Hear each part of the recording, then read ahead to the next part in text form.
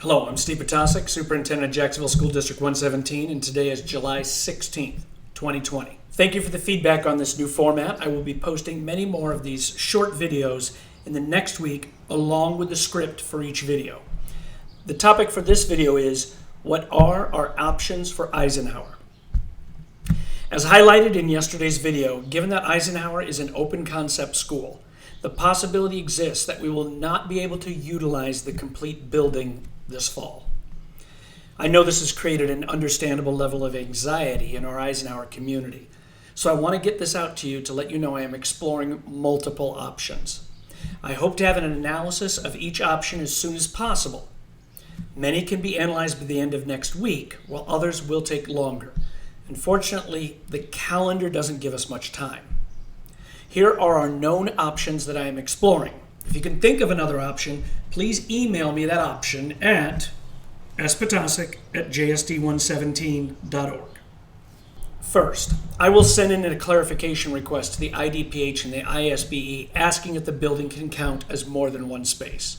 However, in one of my meetings, my many meetings that I'm at, I heard that a district with a similar open concept school in southern Illinois received a reply from IDPH that required both the addition of walls and modifications to the HVAC system to ensure proper ventilation and air filtration. While I will ask, I do not anticipate receiving news from the IDPH that we can operate Eisenhower with its current configuration, and the changes necessary are far too costly and time-consuming to be viable for the upcoming year. Following the successful sales tax referendum, we did prepare documents for improving all of our schools, and adding walls and a new HVAC system for Eisenhower was analyzed. It is far more costly than anyone would have imagined. It almost made more sense to build a new school. Second, I am exploring many locations throughout Jacksonville. Please understand that the requirements for a facility to be used as an elementary school are very limiting. Do the locations have up to 15 separate spaces that are somewhat adjacent to each other? Remember that our PE, art, music, special education, and our title programs all need their own space.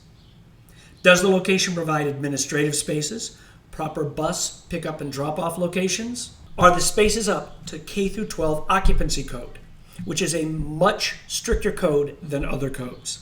While I will examine all of our options, please do not get excited that we will be able to find a space. I have already received a response from McMurray, and McMurray is not an option. They are not able to enter into an agreement with us during this stage of the dissolution. I am awaiting callbacks from several other locations. I was sent a text message today with a location that I wouldn't have thought about, and I am eager to see that facility, and I will look at any possible location. Our third option is to bring in temporary trailers like we did when we went through the Jacksonville Middle School renovation project. We are making contacts and we expect to receive quotes soon. This will probably cost a substantial amount of money and will not be able to be completed by the beginning of the school year. So if we do go after this option, Eisenhower will likely have to start with a school-wide e-learning model. On that note, we are hearing rumors. Now these are unsubstantiated rumors that we could be moving to mandatory e-learning anyway. I want to highlight that schools do not receive any extra information about phasing decisions. We find out when everyone else does. But if we do eventually, either before school begins or after school begins, move to phase 3 and an entire e-learning model, our investment in trailers would be absolutely wasted. The last option we are looking at is making Eisenhower our e-learning hub. Since we will have well under 50 staff in the building, we could operate the entire building in this fashion. K-5 students throughout the district that are participating in e-learning would be assigned to a teacher that is instructing out of Eisenhower. There are several advantages and one major disadvantage to this model. This could allow our teachers throughout the district to focus on just e-learning or just in-person instruction instead of both. This would also allow our teachers with health concerns to teach in our e-learning hub because there they would have very limited exposure. The downside, of course, is that our Eisenhower students that are going to physically attend school would need to be enrolled in another district school. I will keep you updated as I get more information. I just wanted to get this out as early as possible to let you know that I am working on this, considering all the different options, and just awaiting to see what options are available. Thank you for watching.